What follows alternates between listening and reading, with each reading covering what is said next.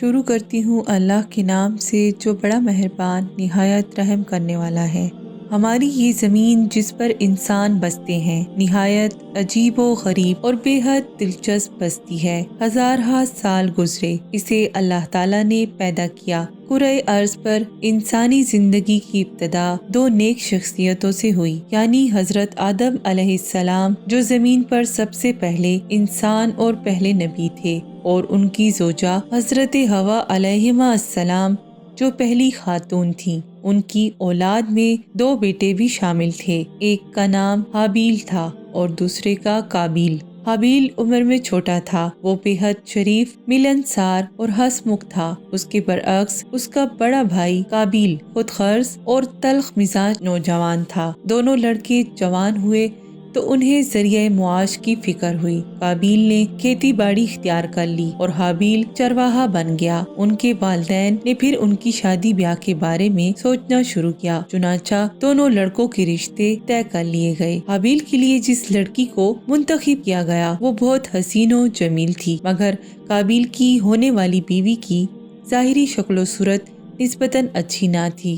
قابیل کو یہ بات سخت ناگوار گزری۔ وہ اپنے چھوٹے بھائی سے خار کھا کر حسد کی آگ میں چلنے لگا۔ وہ خوبصورت لڑکی سے ہی ہر قیمت پر شادی کرنا چاہتا تھا۔ جو شادی کے دن قریب آتے گئے تو قابیل کے مزاج کا پارا اوپر چڑھتا گیا۔ چھوٹے بھائی اور والدین سے اس کے تعلقات بگڑتے چلے گئے۔ ایک دن اس نے حضرت آدم علیہ السلام سے نہایت تلخ انداز میں صاف صاف کہہ دیا کہ خوبصورت لڑکی کی حابیل سے شادی کرنے کا مطلب یہ ہے کہ آپ کو حابیل سے زیادہ محبت ہے۔ اس نے دھمکی دی کہ وہ ایسا ہرگز نہیں ہونے دے گا۔ حالات بگڑتے دیکھ کر حضرت آدم علیہ السلام بے حد پریشان ہوئے، چنانچہ اس تکلیف دہ جھگڑے کو نمٹانے کے لیے انہوں نے ایک تجویز پیش کی۔ اس زمانے میں یہ رواج تھا کہ لوگ اپنی قیمتی املاک کو اللہ تعالیٰ کے حضور بطور نذرانہ پیش کیا کرتے تھے۔ نذرانے کی یہ چیزیں کسی اونچی جگہ پر رکھ دی جاتی تھیں، پھر آسمان سے آگ کا ایک شعلہ نمودار ہوتا اور جس شخص کی نظر اللہ تعالیٰ کو منظور ہوتی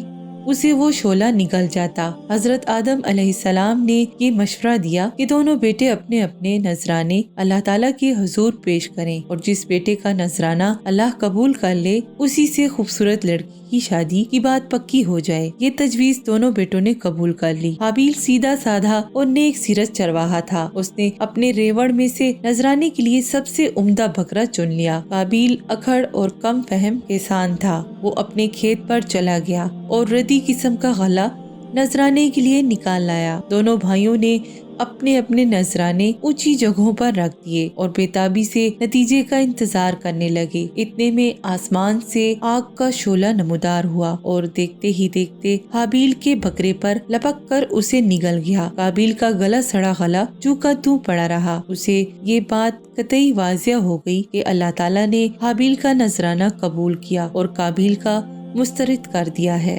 قابیل نے حابیل کے نذرانے کی قبولیت کو اپنی توہین سمجھا۔ اس کے دکھ، اضطراب اور غصے میں مزید اضافہ ہوتا چلا گیا۔ وہ آپے سے باہر ہو گیا۔ حابیل کی طرف مشتعل نگاہوں سے دیکھتے ہوئے وہ للکار اٹھا، میں کسی روز تمہیں ختم ہی کر دوں گا۔ تم اپنے ارادے میں ہرگز کامیاب نہ ہو سکو گے۔ حابیل بڑے تحمل سے بولا، تم میرے خلاف جو جی چاہے کرتے پھرو، مگر میں تو بھائی کے خلاف لڑنے سے رہا۔ اگر اللہ تعالیٰ نے میرا نذرانہ قبول فرما لیا اور تمہارا مسترد کر دیا تو بھلا اس میں میرا کیا قصور ہے؟ نذرانے کی قبولیت نیت پر موقوف ہے۔ اللہ تعالیٰ کو دھونس، دھمکی اور طاقت کا استعمال بالکل پسند نہیں۔ قابیل غصے سے لال پیلا ہو گیا۔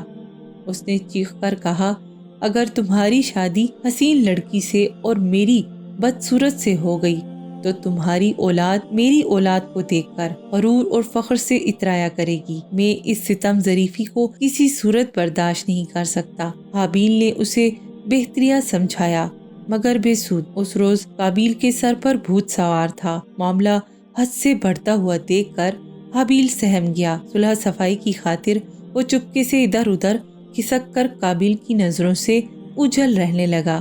قابیل غم و غصے اور حسد و انتقام کی آگ میں بری طرح جل رہا تھا۔ آخر اس نے فیصلہ کر لیا کہ اسے اپنے بھائی کو فوراً مار ڈالنا چاہیے، مگر مشکل یہ تھی کہ اسے قتل کرنے کا کوئی طریقہ سمجھائی نہ دیتا تھا، کیونکہ خطۂ زمین پر ابھی تک قتل کی کوئی واردات نہیں ہوئی تھی۔ دفعتاً شیطان انسان کی شکل میں نمودار ہوا۔ وہ ایک ہاتھ میں مرغ تھامے ہوئے تھا۔ اس نے مرغ زمین پر لٹا دیا اور پھر ایک پتھر اس کے سر پر دے مارا۔ بیچارہ مرغ لہو لہان ہو کر وہیں ختم ہو گیا۔ قابیل یہ سارا تماشا دیکھ رہا تھا۔ اسے جان سے مارنے کا فن سمجھ میں آ گیا، چنانچہ وہ اب مناسب موقع کی تلاش میں رہنے لگا۔ ایک رات حابیل گہری نیند سویا ہوا تھا۔ قابیل نے آؤ دیکھا نہ تاؤ، جھٹ سے ایک بڑا سا پتھر اٹھایا اور بھائی کے سر پر دے مارا۔ بیچارہ حابیل وہیں ڈھیر ہو گیا۔ خطۂ زمین پر یہ پہلا انسانی قتل تھا، اور تھا بھی کس قدر بھیانک کہ مقتول اور قاتل آپس میں سگے بھائی تھے۔ حابیل کی خون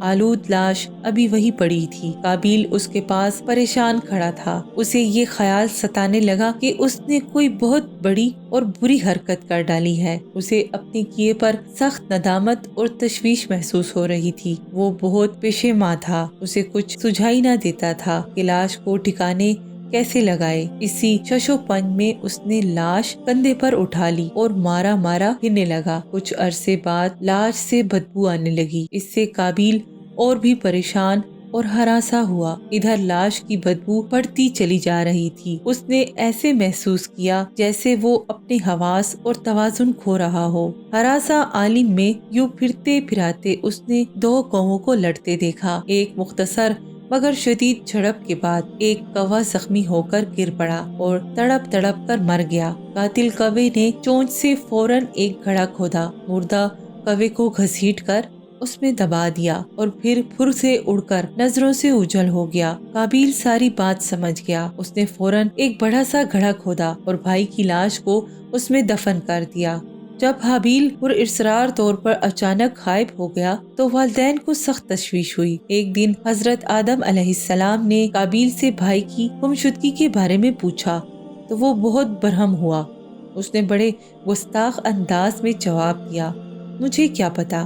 کیا آپ نے مجھے حابیل کا دربان سمجھ رکھا ہے کہ مجھے اس کی ہر حرکت کا علم ہو؟ حضرت آدم علیہ السلام بہت ہی دانا نبی تھے۔ دراصل انہیں اپنے مجرم بیٹے کی کرتوتوں کے بارے میں سب کچھ معلوم ہو چکا تھا۔ پیارے بیٹے کی المناک جدائی سے ماں باپ پر رنج و الم کے پہاڑ ٹوٹ پڑے۔ اس دردناک سانحے کے بعد کسی نے انہیں مسکراتے نہ دیکھا۔ بھائی کی لاش ٹھکانے لگانے کے بعد قابیل کی حالت اور بگڑ گئی۔ اس کے اضطراب اور وحشت میں اضافہ ہوتا چلا گیا۔ وہ بے حد افسردہ اور گھٹا گھٹا سا رہنے لگا۔ اسے رات دن معصوم بھائی کی یاد ستانے لگی۔ اپنے کیے پر ندامت اور پشیمانی سے اس کا برا حال ہوا جاتا تھا۔ اس نے باپ کی نافرمانی کی تھی اور اپنے چھوٹے بھائی کو بلا وجہ قتل کر ڈالا تھا۔ اس کی زندگی سے سکھ چین ہمیشہ کے لیے رخصت ہو چکے تھے۔ اس کے چہرے سے خوفناک وحشت ٹپکتی تھی۔ وہ دیوانوں کی طرح ادھر ادھر ٹکرے مارتا پھرتا تھا۔ لوگ اس کی بھیانک شکل و صورت سے خوف کھاتے تھے۔ وہ جدھر سے بھی گزرتا اس پر پھپتیاں کسی جاتی اور پتھر پھینکے جاتے۔ اس کی زندگی سراپے عذاب بن چکی تھی۔ پھر ایک دن کیا ہوا کہ ایک شریر لڑکے نے